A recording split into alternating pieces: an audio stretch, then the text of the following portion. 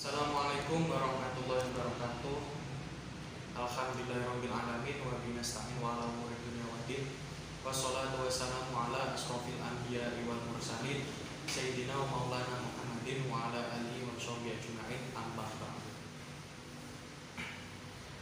Ya, di sini langsung saja teman-teman, kami dari kelompok 2 sini akan sedikit menyampaikan tentang materi-materi kami. Nah, saya mendapatkan bagian dari bab Asmaul Husna.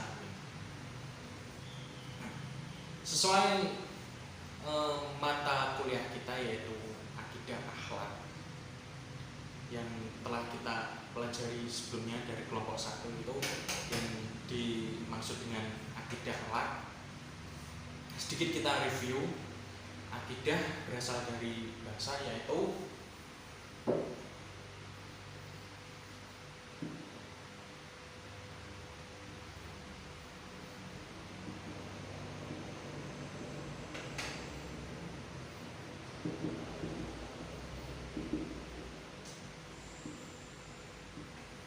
akodan yakidu akidatan, atau artinya yaitu ikatan, suatu ikatan. Maka dalam berakidah kita tentunya ada suatu ikatan yang menjalin antara hubungan dari hati suatu tasawuf tersebut menjalan ke dalam keakhlakan.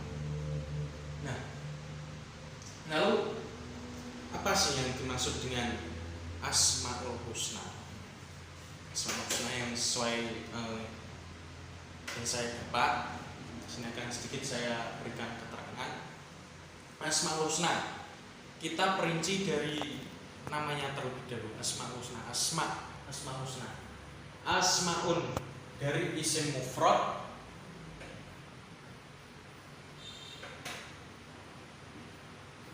ismun. Tentunya kalian semua sudah tahu apa arti dari ismun, yaitu nama. Jadi Asmaul Husna atau dalam bahasa Indonesia yaitu nama.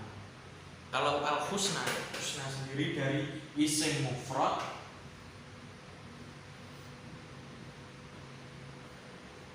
husnun, atau baik, bagus. Itu yang dimaksud dengan husnun. Ada lagi dua mufradat antara husnun dan hasanun. Nah, ini memiliki suatu perbedaan, yang mana perbedaannya kalau husnun ini lebih cenderung ke dalam kebagusan atau suatu etika dalam kebaikan, itu husnun. Sedangkan hasanun ini juga memiliki makna sama, yaitu baik.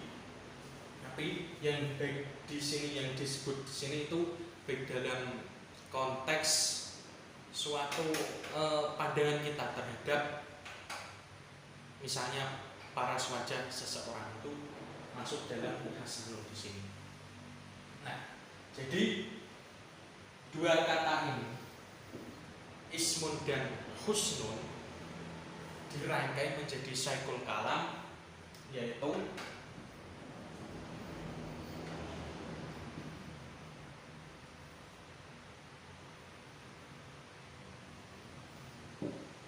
Asmaul Husna yang akan kita pelajari. Lalu apa sih yang dimaksud Asmaul Husna? Nah, di sini atau yang ada dalam PPT yang kami bagikan, Asmaul Husna adalah nama-nama terbaik dan agung yang dimiliki oleh Allah Subhanahu wa taala. Jadi dalam lingkup Asmaul Husna itu terdapat 99 nama. 99 nama baik dan indah, yang nama itu konteksnya pada Allah Subhanahu wa taala. Nah, sedangkan yang kita pelajari di sini sesuai dengan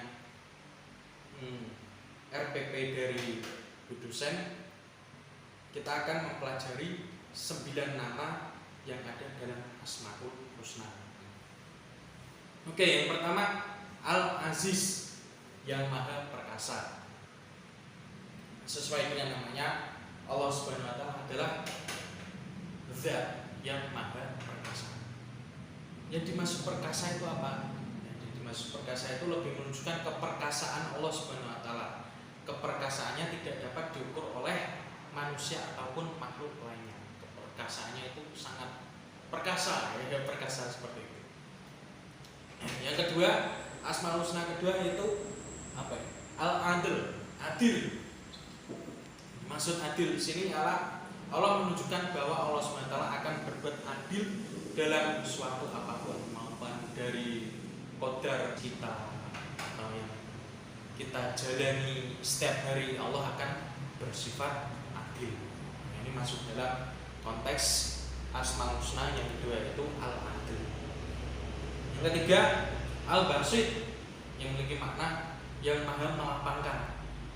Dimaksud melapangkan di sini apa? Al-Basit ini bahwa Allah SWT akan melapangkan semua yang diberikannya, melapangkan rezekinya, rahmatnya atau yang lainnya kepada semua hamba-hambanya dan semua makhluknya.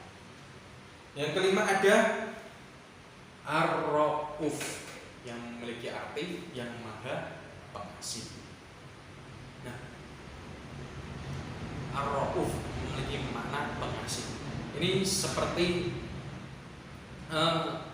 kalau dilihat dari maknanya, yang maha pengasih ini seperti Asmaul Husna yaitu Ar-Rahman dan Ar-Rahim. Namun ini beda lagi dengan pengasih di sini. Yang dimaksud Ar-Rauf yang maha pengasih ini memiliki belas kasih pada seluruh hamba-hambanya. Sedangkan kita tahu bahwa Asmaul Husna ada Ar-Rahman dan Ar-Rahim. Lalu itu apa sih makna dari Ar-Rahman dan Ar-Rahim? Padahal itu memiliki makna yang sama, yang maha pengasih, lagi maha penyayang. Pada yang telah saya dapatkan dari kutipan kitab Kifayatul Awam, terangkan bahwa Ar-Rahman itu memiliki makna Allah mengasihi pada seluruh umatnya, umat atau hambanya, hambanya, bukan umat ya, umat itu Rasulullah. Allah memberi pengasihan atau memberi belas kasih pada seluruh makhluknya dalam dunia dan akhirat. Itu yang ada dalam kitab Kifayatul Awam. Lalu pada lafaz Ar-Rahim itu Allah memberi asih atau belas kasih kepada seluruh makhluknya hanya pada di hari akhir. Seperti itu. Ya, kita kembali pada Ar-Rauf tadi. Itu Ar-Rauf itu belas kasih Allah yang diberikan kepada seluruh makhluk dan hambanya. Yang keenam itu Al-Bar, memiliki makna Allah yang maha baik kepada semua umatnya, umatnya lagi, kepada semua hambanya, pada semua makhluknya yang telah diciptakannya. Yang ketujuh yaitu Al-Fatah, yang maha pembuka. Allah akan membuka semua yang akan diberikan kepada seluruh hamba-hambanya yang ada di dunia. Bukan hanya hambanya saja, pada makhluk-makhluk lainnya, termasuk tumbuh-tumbuhan, hewan, itu akan diberikan pembuka Allah Subhanahu wa taala. Yang ketujuh, tujuh sudah. Yang kedelapan Al-Hayyu, yang maha hidup. Allah tidak akan mati, Allah itu maha hidup selama-lamanya. Hayyul Qayyum. Kesembilan Al-Qayyum, yang maha berdiri sendiri. Sebenarnya maknanya itu bukan berdiri sendiri, tapi Al-Qayyum itu memiliki makna berdiri saja. Tapi kalau kita lihat dari maknanya, itu tentunya masih kurang lah. Kita masuk dalam murodnya atau pengertiannya, kita beri makna berdiri sendiri, seperti Qiyamun binafsi yang kemarin diterangkan oleh kelompok satu. Itu Qiyamun binafsi memiliki makna berdiri sendiri. Allah tidak membutuhkan lainnya, tidak membutuhkan lainnya. Allah bisa sendiri, semua yang dilakukannya secara sendiri. Yang kesembilan, yang terakhir Al-Latif, yang maha lembut. Allah maha lembut, memberikan suatu kelembutan kepada semuanya. Ya, terima kasih sedikit yang dapat saya sampaikan tentang Asmaul Husna tersebut. Untuk selanjutnya materi selanjutnya akan saya serahkan ke teman saya. Baik, melanjutkan pembahasan dari Mas Wildan. Yang selanjutnya adalah tentang beriman kepada malaikat dan makhluk-makhluk gaib lainnya, dan juga akhlak yang tercela pada Allah ataupun sesama manusia. Nah, yang pertama yaitu beriman kepada malaikat dan makhluk-makhluk gaib lainnya. Nah, pengertian dari malaikat itu sendiri yaitu adalah makhluk yang diciptakan Allah dari nur atau cahaya, yang tidak memiliki fisik ataupun nafsu. Jadi makhluk yang malaikat ini memiliki tugas-tugas yang diamanahkan dari Allah untuk disampaikan kepada hambanya maupun umatnya. Jadi malaikat hanya melaksanakan tugas-tugas yang diberikan oleh Allah. Jadi tidak punya hawa nafsu maupun fisik seperti manusia. Malaikat yang kita ketahui berjumlah 10 yang wajib kita imani. Jadi malaikat Jibril, Mikail, Israfil, Munkar Nakir, Raqib, Atid, Malik, Ridwan. Nah, yang memiliki tugas sendiri-sendiri. Yes. Ambil contoh misalnya malaikat Jibril. Nah, malaikat Jibril ini memiliki tugas untuk menyampaikan wahyu. Seperti dalam kisah Nabi Muhammad waktu diangkat menjadi Rasul, itu malaikat Jibril menyampaikan wahyu yang dari Allah untuk Nabi Muhammad saat Nabi Muhammad berdiam diri, atau kalau itu yang dulu itu menyendiri di Gua Hira. Lalu malaikat Jibril turun untuk menyampaikan wahyu.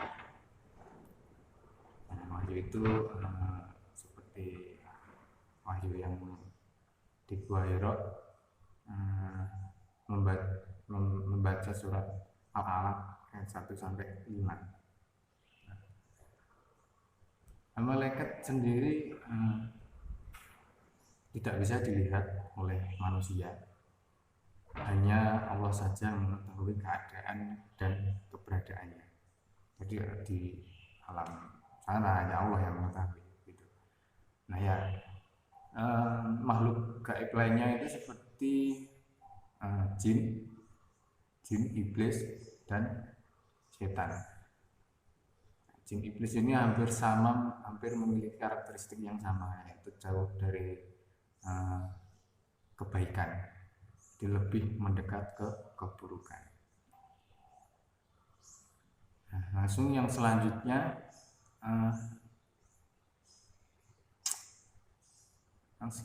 langsung ke materi selanjutnya agar mempercepat waktu, yaitu akhlak yang tercela. Di sini saya akan membahas 2 akhlak yang tercela, yaitu riya dan nifaq. Definisi riya itu sendiri yaitu sengaja atau menyengajakan, memperlihatkan harta ataupun perbuatan baik yang bertujuan untuk mendapatkan pujian dari orang lain. Jadi seperti kalau orang awam katakan pamer lah. Jadi itu sifat yang tidak baik atau sifat yang tercela. Nah, yang selanjutnya itu adalah sifat yang tercela nifaq. Nah, nifaq ini adalah suatu perbuatan yang tidak menentu atau tidak jelas atau tidak relate dengan omongan, perbuatan, dan kenyataan. Jadi lebih ke bohong, tidak sesuai dengan ucapan yang dikatakan, seperti itu munafik ini. Nah, bisa disebut munafik tadi. Nifak itu bisa disebut munafik atau hanya omong saja gitu.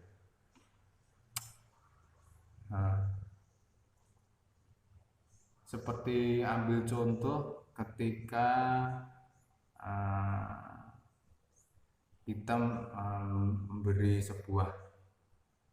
sebuah pernyataan, tapi kenyataannya itu tidak sesuai, jadi hanya membuat-buat saja, omong kosong begitu.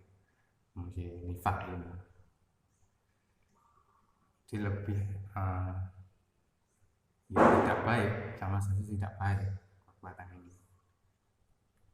Tapi sering kita jumpai sifat munafik ini. Ya, di acara-acara TV ini sering dapat banyak yang munafik begitu ada, atau di sekitar kita, teman-teman kita pasti ada yang munafik. Nah, itu tidak baik sama sekali. Baiklah, mungkin hanya ini saja yang bisa saya sampaikan. Selanjutnya akan disampaikan oleh teman saya. Saya akan melanjutkan presentasi dari teman saya, yaitu langsung saja ke bab 4, yaitu adab membaca Al-Quran dan berdoa. Adab membaca Al-Quran itu ada 10. Yang pertama adalah berwudu. Kenapa berwudu? Karena Allah menyukai kebersihan. Maka dari itu sebelum membaca Al-Quran kita harus suci dan sudah berwudu. Anjuran untuk berwudu sebelum menyentuh dan membaca Al-Quran tercantum dalam surat Al-Waqiah ayat 77 sampai 79 yang berbunyi, A'udzubillahi minasyaitonirrajim. Bismillahirrahmanirrahim. Innahu laqur'anun karim fi kitabim maknun la yamassuhu illal mutahharun. Shadaqallahul adzim. Yang artinya sesungguhnya Al-Quran ini adalah bacaan yang sangat mulia pada kitab yang terpelihara atau lauhul mahfudz, tidak menyentuhnya kecuali orang-orang yang disucikan. Yaitu dalilnya sudah jelas, pada surat Al-Waqiah ayat 77 sampai 79. Yang kedua itu menggunakan pakaian yang bagus. Ada membaca Al-Quran yang selanjutnya adalah menggunakan pakaian yang bagus dan suci dari najis.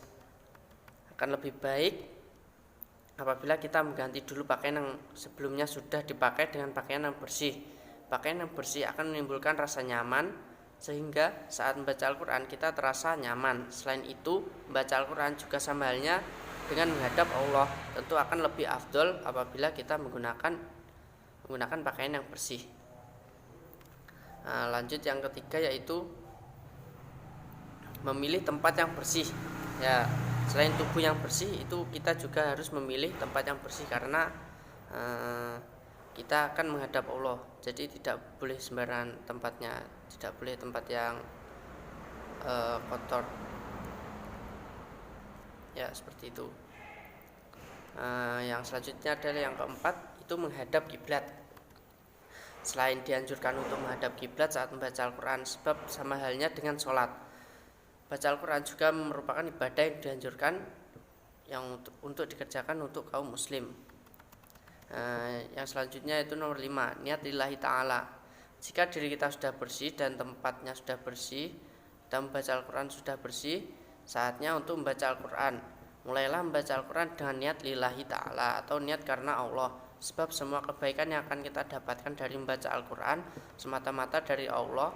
Jika niat dalam hati sudah baik, niscaya kita akan merasa berat untuk melakukannya. Selanjutnya itu 6, diawali dengan membaca ta'awudz dan bismillah. Kenapa sebelum membaca Al-Quran kita dianjurkan untuk membaca ta'awudz dan bismillah? Karena itu adalah sunnah Rasul yang tujuannya agar selama membaca Al-Quran kita mendapat perlindungan dari Allah. Nah, seperti itu. Yang selanjutnya adalah membacanya dengan pelan atau tartil. Ya, membaca Al-Quran haruslah dengan tartil, yakni membaca dengan perlahan sehingga terdengar jelas tajwid dan makhrajnya. Jangan terburu-buru saat membaca Al-Quran, resapi dan baca secara perlahan agar kita dapat mendapatkan ketenangan saat membacanya. Yang selanjutnya yang ke-8 adalah memelihara tajwid. Adab Al-Quran yang selanjutnya adalah memelihara tajwid. Artinya bacaan Al-Quran harus jelas panjang pendeknya, bunyi hurufnya, mengetahui kapan berhenti, kapan terus. Ya, seperti itu. Sebab salah membaca panjang pendek dalam Al-Quran dapat mengubah arti dari bacaan tersebut. Oleh sebab itu, usahakan untuk memelihara tajwid saat membaca Al-Quran. Nah, yang selanjutnya itu nomor 9, membagus-baguskan suara. Tujuan membagus-baguskan suara agar lebih merasuk dalam jiwa dan raga yang membaca. Yang terakhir adalah diakhiri dengan membaca doa. Setelah selesai membaca Al-Quran, kita dianjurkan untuk mengakhiri dengan membaca doa. Doanya adalah Shadaqallahul Adzim wa balagha rasuluhul karim wa nahnu ala dzalika minasy syahidin. Artinya maha benar Allah yang maha agung dan Rasulnya yang mulia telah menyampaikan dan kami atas hal itu termasuk orang-orang yang bersaksi.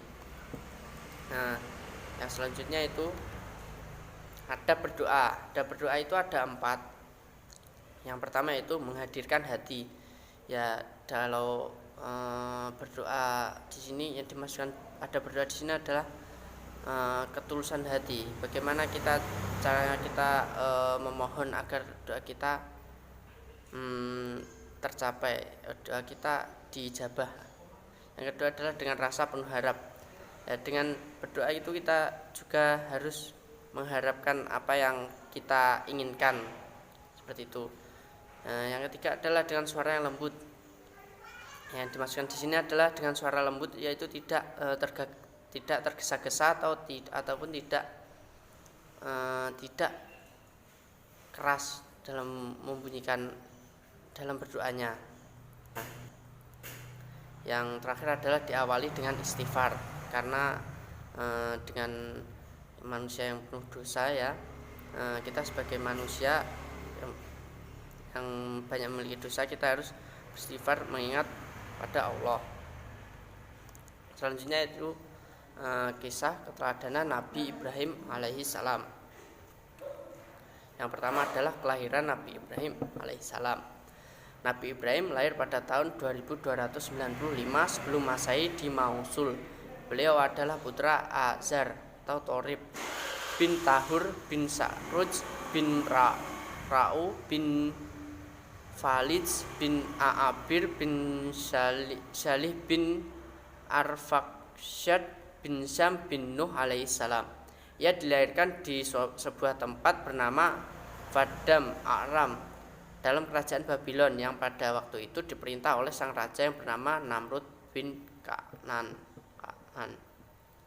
Kerajaan Babylon pada masa itu termasuk kerajaan yang makmur, rakyat hidup senang, sejahtera dan keadaan serba cukup, sandang maupun pangan serta sarana prasarana yang menjadi keperluan pertumbuhan jasmani mereka. Akan tetapi tingkat hidup rohani mereka masih berada di tingkat jahiliyah. Raja mereka, Namrud bin Kan'an, menjalankan tampuk pemerintah dengan tangan besi dan kekuasaan mutlak. Semua kehendaknya harus terlaksana dan segala perintah merupakan undang-undang yang tidak dapat dilanggar atau ditawar. Ya, seperti itulah Raja Namrud, ya. Yang selanjutnya itu Nabi Ibrahim alaihissalam mencari Tuhannya. Pada masa Nabi Ibrahim, kebanyakan rakyat di Irak atau yang dulu disebut dengan Mesopotamia itu beragama politeisme, yaitu menyembah lebih dari satu Tuhan. Dewa bulan atau Sin merupakan salah satu berhala yang paling penting. Bintang, bulan, dan matahari menjadi objek utama penyembahan dan karenanya astronomi merupakan bidang yang sangat penting. Sewaktu kecil, Nabi Ibrahim alaihissalam sering melihat ayahnya melakukan ritual menyembah berhala-berhala tersebut. Di sisi lain, sang ayah Azar bahkan membuat patung-patung sebagai gambaran dari para dewa-dewa tersebut untuk dijual dan dijadikan sembahan.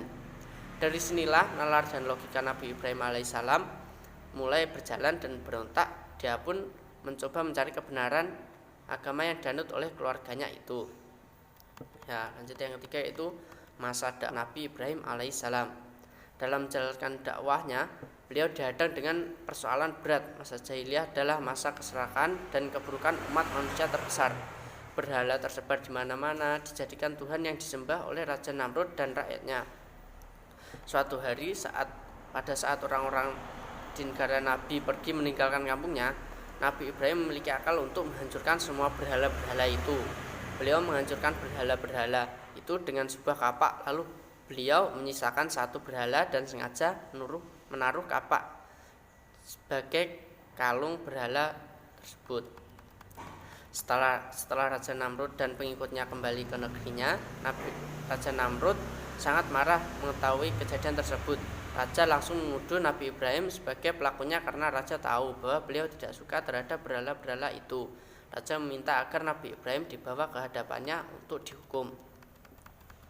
Nah, Nabi Ibrahim tidak mengaku bahwa ialah yang menghancurkan berhala-berhala itu. Dengan kecerdasan Nabi Ibrahim, beliau berkata bahwa berhala besarlah yang berkalung kapak itulah yang menghancurkan berhala-berhala lainnya itu.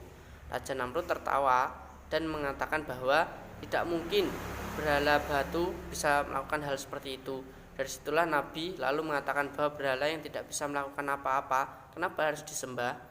Mendengar perkataan Nabi Ibrahim, para pengikut Raja Namrud tersadar bahwa berhala yang mereka sembah selama ini bukan Tuhan.